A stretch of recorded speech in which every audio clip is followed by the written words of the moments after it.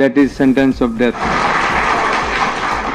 সাভারে 6 জনকে পুড়িয়ে ও চানখারপুলে 6 জনকে হত্যার ঘটনায় শেখ হাসিনা সহ 2 জনের মৃত্যুদণ্ড।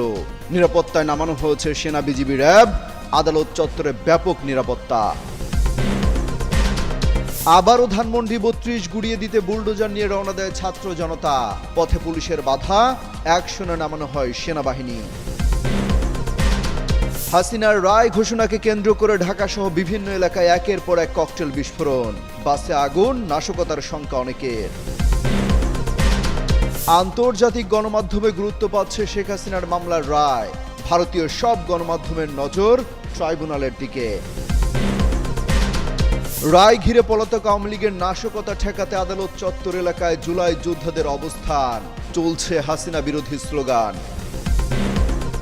In contemplation, second count killing 6 persons at Sankarpur of Dhaka, which was committed in contemplation in furtherance of Sabar, killing of 6 persons. For all these 3 counts, we have decided to inflict her with only one sentence, that is sentence of death.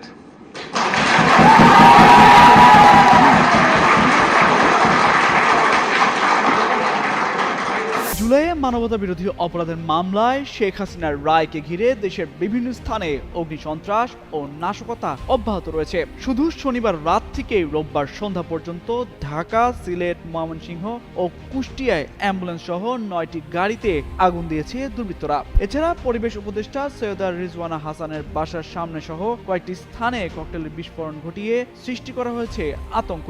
আগুন দেওয়া হয়েছে কয়েকটি স্থানের জুলাই স্মৃতিস্তম্ভ ও গ্রামীণ ব্যাংকে। এমন পরিস্থিতিতে নাশকতা দমনে কড়া বার্তা দিয়েছে সরকার। সারা দেশে ব্যাপক সতর্ক অবস্থানে রয়েছে আইন শৃঙ্খলা বাহিনী। র্যাব, পুলিশের পাশাপাশি বিপুল সংখ্যক সেনা ও গোয়েন্দা সংস্থার সদস্য মাঠে নেমেছেন। কোনো অপশক্তি যাতে বিশৃঙ্খলা সৃষ্টি করতে না পারে সেজন্য মাঠে নেমেছে রাজনৈতিক দলগুলো। নিশ্ছিদ্র নিরাপত্তা ব্যবস্থা গ্রহণ করা হয়েছে ট্রাইব্যুনাল ঘিরে। এদিকে রোববার দুপুরে বরিশাল পুলিশ লাইন্সে এক অনুষ্ঠানে স্বরাষ্ট্র উপদেষ্টা অবসরপ্রাপ্ত লেফটেন্যান্ট জেনারেল মোহাম্মদ জাহাঙ্গীর আলম চৌধুরী বলেন, ট্রাইব্যুনালে যে রায় হোক তা কার্যকর হবে। বর্তমানে আইন শৃঙ্খলা পরিস্থিতি খুব ভালো কিংবা খুব মন্দ নয়, মাঝামাঝি পর্যায়ে আছে। সামনের দিনগুলোতে যেন কোনো ধরনের সহিংসতা কিংবা অপ্রীতিকর ঘটনা না ঘটতে পারে সেই ব্যাপারে যথাযথ নির্দেশনা দেওয়া হয়েছে। রোববার রাত 9টার দিকে রাজধানীর সেন্ট্রাল রোড এলাকায় পরিবেশ উপদেষ্টা সৈয়দা রেজওয়ানা হাসানের বাসার সামনে 2টি ককটেল বিস্ফোরিত হয়। এ ঘটনায় কেউ হতাহত হননি। এছাড়া সন্ধ্যায় কারওয়ান বাজার মোড়ে 2টি ককটেল বিস্ফোরণের ঘটনা ঘটে। একই সময় শ্যামপুরের জুরাইনের রেলগেট সংলগ্ন এলাকায় 3 থেকে 4টি ককটেলের বিস্ফোরণ ঘটানো হয়। ডিএমপির মিডিয়া সেন্টারের উপকমিশনার তালিবুর রহমান যুগান্তরকে বলেন, বিচ্ছিন্ন যেসব ককটেল হামলা ও গাড়িতে আগুন দেওয়ার ঘটনা ঘটছে সেগুলোর উপর নজর রাখা হচ্ছে। পাশাপাশি শেখ হাসিনার রায়কে কেন্দ্র করে রাজধানী জুড়ে নিশ্চিদ্র নিরাপত্তা ব্যবস্থা গ্রহণ করা হয়েছে। কর্মসূচির নামে কাউকে কোনো ধরনের নাশকতা করার সুযোগ দেওয়া হবে না বলেও সাফ জানান তিনি। এদিকে রায় ঘিরে প্রস্তুতির বিষয়ে জানতে চাইলে ডিএমপির কমিশনার শেখ সাজেদ আলী যুগান্তরকে জানান, কোনো নাশকতার আশঙ্কা নেই। যারা নাশকতা করবে, গাড়িতে আগুন দেবে বা পুলিশকে লক্ষ্য করে ককটেল নিক্ষেপ করবে তাদের গুলি করা হবে। কেউ বাসে আগুন দিলে ককটেল মেরে জীবনহানির চেষ্টা করলে তাকে গুলি করার বিষয়টি আইনেই বলা হয়েছে বলে উল্লেখ করেন তিনি। তামসিফ মির্জা, যুগান্তর নিউজ। ধানমন্ডি 32-এ আমরা পুলিশ সদস্যের পাশাপাশি সেনাবাহিনীর সদস্যদের উপস্থিতি আমরা দেখতে পাচ্ছি এবং ঢাকা কলেজের যে শিক্ষার্থীরা 2টি এক্সকাভেটর নিয়ে ধানমন্ডি 32-এর যে অবশিষ্ট অংশটি আছে সেটি ভেঙে দিতে তারা 2টি এক্সকাভেটর নিয়ে এসছে এবং আমরা দেখতে পেয়েছি পুলিশ সদস্যরা তাদেরকে ঠিক ধানমন্ডি 32-এর প্রবেশ মুখে আটকে দেয় এবং পুলিশের যে ব্যারিকেড ছিল সেটি সরিয়ে তারা ভেতরে প্রবেশ করে এবং ঠিক ভেতরে কিছু দূর সামনে পুলিশ তাদেরকে আবারও আটকে দেয় এবং আমরা দেখতে পেয়েছিলাম তৎক্ষণাৎ সেনাবাহিনীর সদস্যরা সেখানে আসে এবং এই মুহূর্তে সেনাবাহিনী এবং পুলিশ তাদেরকে ধানমন্ডি 32-এর প্রবেশ মুখে আটকে দেয়। সেনা সদস্যের উপস্থিতি ধানমন্ডি 32-এ যাতে করে কোনো ধরনের অপ্রীতিকর কোনো ঘটনা না ঘটে সেটি এড়াতে আমরা দেখতে পাচ্ছি সেনা সদস্যের উপস্থিতি এই মুহূর্তে ধানমন্ডি 32-এ।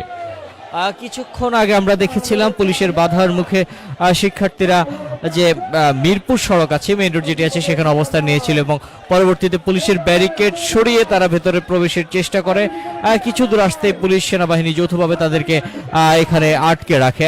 জুলাই গণ অভ্যুত্থানে সংগঠিত মানবতা বিরোধী অপরাধে অভিযুক্ত ক্ষমতাচ্যুত প্রধানমন্ত্রী শেখ হাসিনা অবশেষে আন্তর্জাতিক অপরাধ ট্রাইব্যুনালে অনুষ্ঠিত হতে যাচ্ছে এই মামলার রায়, যেখানে সাবেক প্রধানমন্ত্রী শেখ হাসিনা, সাবেক স্বরাষ্ট্রমন্ত্রী আসাদুজ্জামান খান কামাল, আইজিপি চৌধুরী আব্দুল্লাহ মামুনের বিরুদ্ধে রায় ঘোষণা করবেন ট্রাইব্যুনাল। এই রায় সরাসরি সম্প্রচার করবে বাংলাদেশ টেলিভিশন। একই সাথে ঐতিহাসিক এই রায় সরাসরি দেখতে পাবে গোটা বিশ্ব। দেখানো হবে আন্তর্জাতিক সংবাদ মাধ্যম রয়টার্সেও। জানা গেছে এই মামলার বিচার কাজ সরাসরি দেখাতে এর মধ্যে ট্রাইব্যুনালে পৌঁছেছে বিটিভির বিশেষ টিম। সকাল 8টার পর লাইভ সম্প্রচারের একটি টিম ট্রাইব্যুনালের গেটে এসে পৌঁছায়। এছাড়া মূল ফটকের বাইরে অপেক্ষমান রয়েছে দেশি বিদেশি সংবাদ মাধ্যমের সাংবাদিকরা। সোমবার বেলা 11টার পর ট্রাইব্যুনাল 1-এর চেয়ারম্যান বিচারপতি মোহাম্মদ গোলাম মর্তজা মজুমদারের নেতৃত্বাধীন 3 সদস্যের বিচারিক প্যানেলে এই রায় ঘোষণার কথা রয়েছে। ছাত্র জনতার অভ্যুত্থানে ক্ষমতাচ্যুত হওয়ার পর দেশ ছেড়ে ভারতে আশ্রয় নেন সাবেক প্রধানমন্ত্রী শেখ হাসিনা। গণ অভ্যুত্থানের সময় ছাত্র জনতাকে লক্ষ্য করে গুলির নির্দেশ সহ মানবতা বিরোধী অপরাধের মামলায় প্রধান আসামি করা হয় তাকে। এই মামলার রায় ঘোষণা ঘিরে ভারতের সংবাদ মাধ্যমগুলোতে শুরু হয়েছে তোলপাড়। বিশেষ করে সম্ভাব্য মৃত্যুদণ্ড নিয়ে সেখানে দেখা যাচ্ছে ব্যাপক উৎকণ্ঠা। রায়ের আগে হাসিনার পুত্র সজীব ওয়াজেদ জয় রয়টার্সকে দেওয়া এক সাক্ষাৎকারে দাবি করেছেন, রায় যাই হোক না কেন ভারত তার মাকে নিরাপদে রাখবে। এই বক্তব্য ভারতীয় গণমাধ্যমগুলোতে বিশেষ গুরুত্ব নিয়ে প্রকাশিত হয়েছে। ভারতের প্রায় সব গণমাধ্যমেই আজকের এই রায়কে ঘিরে শীর্ষ সংবাদ হিসেবে তুলে ধরা হয়েছে।